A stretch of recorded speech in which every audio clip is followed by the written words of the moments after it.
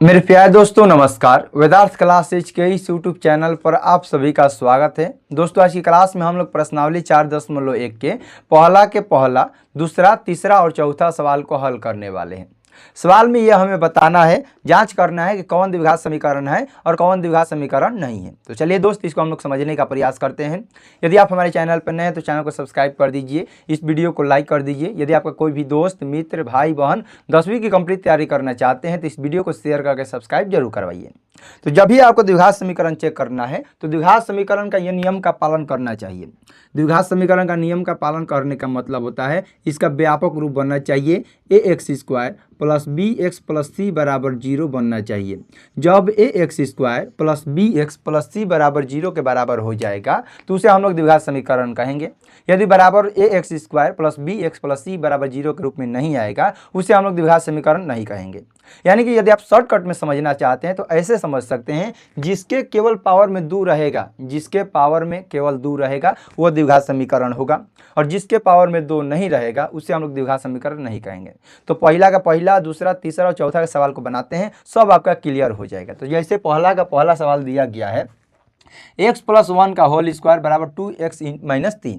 तो यहाँ पर a प्लस बी का होल स्क्वायर लगेगा a² plus b² plus 2ab plus 2ab। यहाँ गुणा करेंगे तो 2x और ये हो जाएगा माइनस का 6। ये हो जाएगा आपका दोस्तों x² प्लस 1 प्लस 2x बराबर हो जाएगा 2x माइनस का 6। ये हो जाएगा दोस्तों x², ये प्लस का 2x, क्योंकि नियम पहले कहता है कि पहले x² वाले को लिखना है, फिर x वाले को लिखना है, फिर अंक वाले को लिखना है। तो यहाँ पर हमने सबसे पहले x² लिख दिया। यहाँ पर दोस्तों x वाला है, यहाँ भी x वाला है, इसके आगे प्लस है तो इधर आएगा तो माइनस हो जाएगा। यहाँ पर प्लस 1 है, ये माइनस का 6 है तो इधर आएगा तो प्लस का 6 बराबर में 0 हो जाएगा। यहाँ ये 2x प्लस में है और ये 2x माइनस में है, प्लस माइनस होता है माइनस, तो 2x में से 2x घटेगा तो हो जाएगा 0, ये खत्म हो जाएगा, केवल बचेगा x² प्लस 7 बराबर 0। तो आप देखिए इसमें x² आया है कि नहीं आया है। यदि यहाँ पर x² आ गया है तो आपको लिखना है कि दिया गया जो समीकरण है यह द्विघात समीकरण है। तो लिखेंगे यह एक द्विघात समीकरण है। हाँ, यह एक द्विघात समीकरण है। यदि आप इसको बढ़ा चढ़ा कर लिखना चाहते हैं तो बढ़ा चढ़ा कर भी लिख सकते हैं, बशर्ते इससे कोई फ़ायदा होने वाला आपको नहीं है। बढ़ा चढ़ा कर लिखिए या कम में भी लिखिए कि हाँ यह एक द्विघात समीकरण है, क्योंकि यह ax² plus bx plus c बराबर 0 के रूप में है, इसीलिए यह क्या है दोस्त, द्विघात समीकरण है। लेकिन यहाँ पर केवल सवाल में आपको बताना है कि क्या यह द्विघात समीकरण है या द्विघात समीकरण नहीं है, हाँ या ना में जवाब आपको देना है। तो यहाँ पर x² आ गया है, तो x² आ गया तो इसीलिए बोलेंगे हाँ यह एक द्विघात समीकरण है। बस इतना ही क्लियर। चलिए पहला का दूसरा का आप लोग समझने का प्रयास कीजिए। पहला का दूसरा दोस्त दिया गया है, पहला के यहाँ पर दूसरा दिया गया है x² minus 2x, x² minus के 2x बराबर में -2 इंटू 3 माइनस x दिया गया है। चलिए लाइट कट गया, लाइट आने दीजिए, मैं बता देता हूँ। तो चलिए दोस्तों इसको समझने का हम लोग प्रयास करते हैं। सवाल में दिया गया है x² minus 2x minus 2 into 3 minus x। यहाँ पर ध्यान से समझिए, ये हो जाएगा x² माइनस का 2x बराबर में हो जाएगा -2 में 3 से गुणा करेंगे तो माइनस का 6, माइनस में माइनस से गुणा करेंगे तो प्लस, 2 में x से गुणा करेंगे तो 2x हो जाएगा।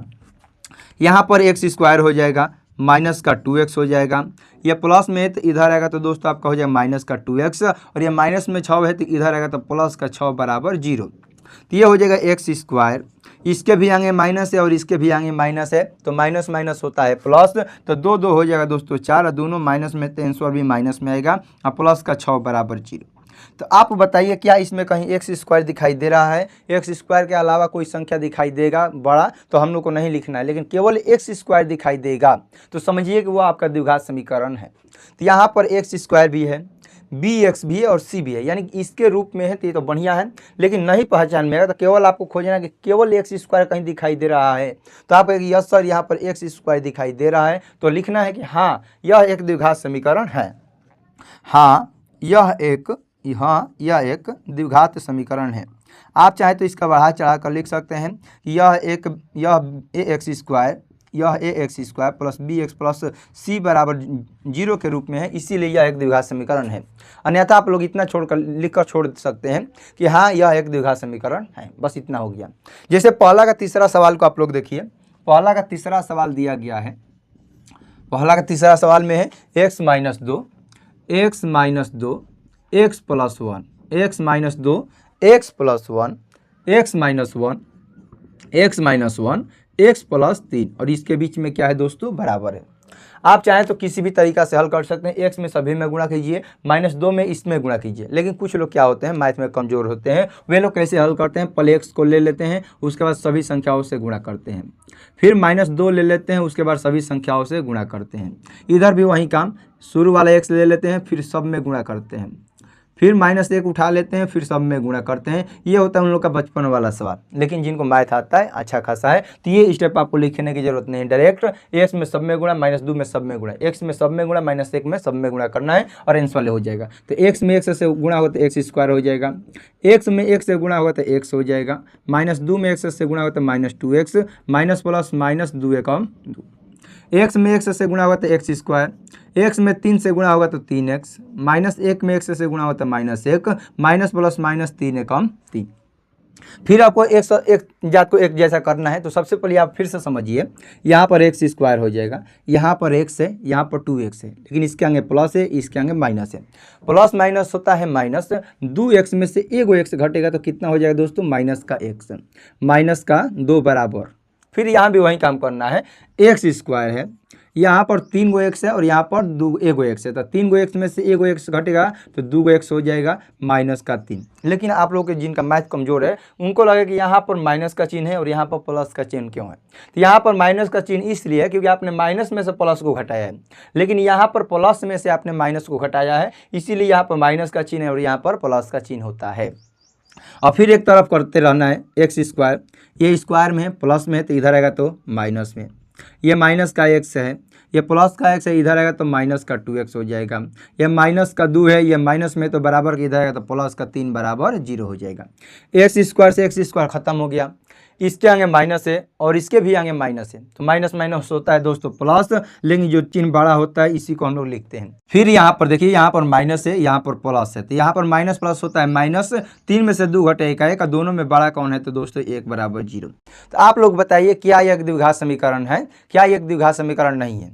तो आप लोग कहिए कि नहीं सर यह एक द्विघात समीकरण नहीं है। क्यों नहीं है? क्योंकि यहाँ पर किसी के भी पावर में 2 नहीं है, अधिक से अधिक पावर 2 होना चाहिए, यानी कि जिसका अधिक से अधिक पावर 2 है, जिसका अधिक से अधिक पावर 2 है वह एक द्विघात समीकरण है, जिसका अधिक से अधिक पावर 2 नहीं है वह एक द्विघात समीकरण नहीं है। तो यहाँ पर अधिक से अधिक पावर कितना है दोस्तों? 1 है, इसीलिए एक द्विघात समीकरण नहीं है। और हम लोग लिखेंगे नहीं, नहीं यह एक द्विघात समीकरण नहीं है, यह एक द्विघात समीकरण नहीं है, नहीं एक द्विघात समीकरण नहीं है। यही इसको बताने का तरीका था, बहुत इसका आसान है, इतना आपको लंबा चौड़ा नहीं लेना पड़ेगा। यदि आप लोग इस पर ध्यान समझिएगा तो आप लोग को बनाते बनाते आदत हो जाएगा कि यह एक द्विघात समीकरण कैसे है और द्विघात समीकरण कैसे नहीं है। यह हुआ इसका तीसरा तरीका और तीसरा सवाल, और इसका चौथा सवाल को हल करते हैं। चौथा सवाल दिया गया है x minus 3 2x plus 1 2x plus 1 x into x plus 5। देखिए दोस्त, यहाँ वाला एक स्टेप मैं हटा रहा हूँ, डायरेक्ट गुणा करता हूँ। आप चाहें तो यहाँ पर लिखिए x लिखकर सब में गुणा, -3 लिखकर सब में गुणा करिए, फिर हल कीजिए। मैं यहाँ पर एक टाइप यहाँ पर एक स्टेप गायब कर रहा हूँ, ध्यान से आप लोग समझने का प्रयास कीजिए। x से सब में गुणा, तो 2x में x से गुणा होगा तो 2x स्क्वायर, x में x से गुणा होगा तो आपका x हो जाएगा, -3 में 2 से गुणा करने पर माइनस का 6 हो जाएगा और इसके साथ 1 है। -3 में प्लस 1 से गुणा करने पर तो यह माइनस और ये प्लस, माइनस प्लस माइनस और 3 है कम 3। आप जिनको नहीं समझ में तो पहले ये वाला स्टेप लिखिए, जैसे यहाँ पर x लिखकर सब में गुणा, -3 लिखकर सब में गुणा, उसके बाद आपको हल कीजिए, आंसर आ जाएगा। तो मैंने डायरेक्ट किया है तो डायरेक्ट आपको समझ में आ रहा है। x में x से गुणा करने पर x स्क्वायर और 5 में x से गुणा करने पर 5x। तो यहाँ पर दोस्तों 2x स्क्वायर है, ये प्लस में है, ये माइनस में, तो प्लस माइनस होता है माइनस, तो माइनस में से प्लस घटाने पर माइनस का कितना हो जाएगा 5x, माइनस का 3 बराबर x स्क्वायर प्लस 5x। तो ये हो जाएगा दोस्तों आपका 2x स्क्वायर, ये प्लस में तो इधर आएगा तो माइनस का, ये माइनस का 5x है, ये प्लस में तो इधर आएगा तो दोस्तों आपका माइनस में, और माइनस का 3 बराबर 0। तो 2x² में से एक x² घटेगा तो बचेगा एक x²।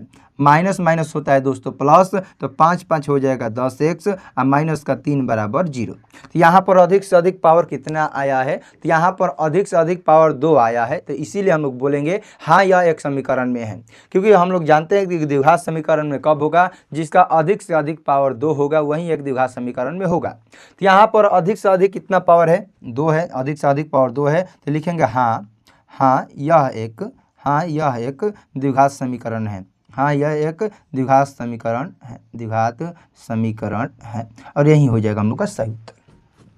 तो मैं आशा करता हूं दोस्तों कि आप लोग एकदम बहुत बढ़िया तरीके से समझ में आ गया। करना कुछ नहीं था, बस आपको हल करते जाना है। बेसिक सवाल है, बचपन में आप लोग 6, 7, 8 क्लास में ऐसे सवाल को हल किए होंगे। बस वहाँ आपको ये नहीं बताना है कि द्विघात समीकरण है कि द्विघात समीकरण नहीं है, लेकिन यहाँ पर आपको बताना है कि कौन द्विघात समीकरण है, कौन द्विघात समीकरण नहीं है। तो चलिए दोस्त, आज की क्लास को यहीं पर समाप्त करते हैं। क्लास कैसा लगा कमेंट में जरूर बताइए। यदि आप हमारे चैनल पर नए हैं तो चैनल को सब्सक्राइब कर दीजिए, इस वीडियो को लाइक कर दीजिए। यदि आपका कोई भी दोस्त, मित्र, भाई, बहन 10वीं कंप्लीट तैयारी करना चाहते हैं तो इस वीडियो को शेयर करके सब्सक्राइब जरूर करवाइए। मिलते हैं अगले क्लास में, तब तक के लिए आपको जय हिंद, जय भारत।